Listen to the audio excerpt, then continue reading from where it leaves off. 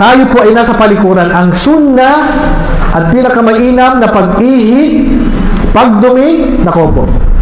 Ang sunnah sa pag-ihi at pagdumi, nakaupo. Naintindihan? Sabi ni Aisha radhiyallahu anha, kailanman hindi ko nakita ang propeta sallallahu alaihi wasallam na umihi ng nakatayo.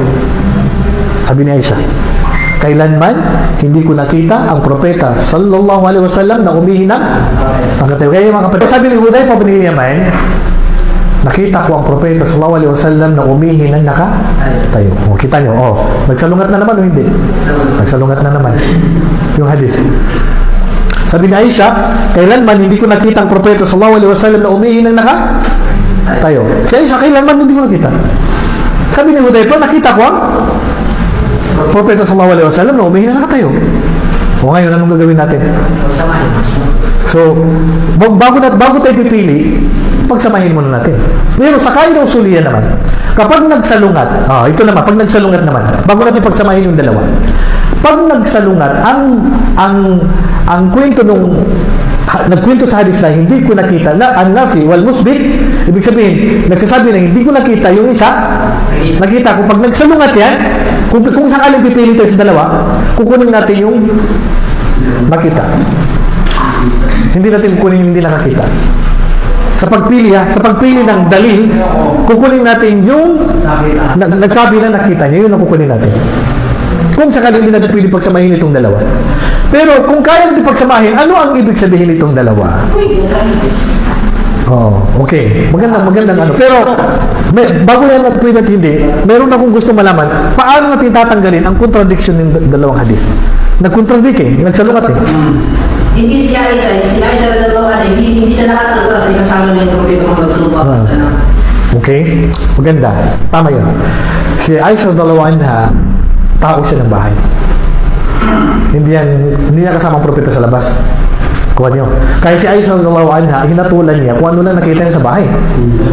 Sa bahay lang talaga. Ibig sabihin, kung sa bahay ka lang, huwag kang ihina nakatayo.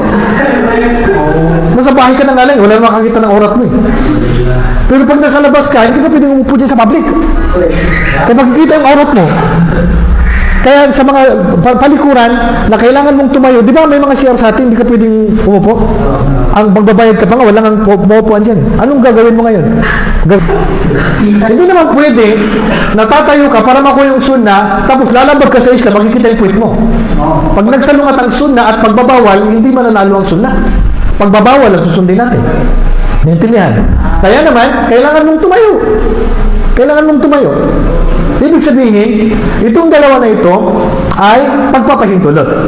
At ang pinakamaina, pag-ihi ng nakaupo. At yun din ang kagandahan kasi pag nakaupo, malayo matalsikan ka na ihi. Kasi pag nakatayo ka, mas malapit sa pagtalsikan. Naintindihan na ninyo? Okay, so bawal. Hindi naman sa bawal. Meron sa mga wala man nagbawal. Pero hindi ka aya-aya na umihi ng nakatayo at ang pinakamainam at sunnah, umihi ng nakaupo. Kaya nga yung mga babae, nakukuha din ng sunnah. Hindi naman pwede tumayo ang babae. Kasi pag tumayo ang babae pag-ihi, ano sa tingin mangyayari? Wala, mababasa yung buong. Kaya naman, tayo at ang babae, talagang ang sunnah, iihi tayo ng nakaupo. Naintindihan? Hindi naman dudubi ka na nakatayo. Hindi lalabas yan. Okay? Okay, at least malinaw yan. Pangatlo,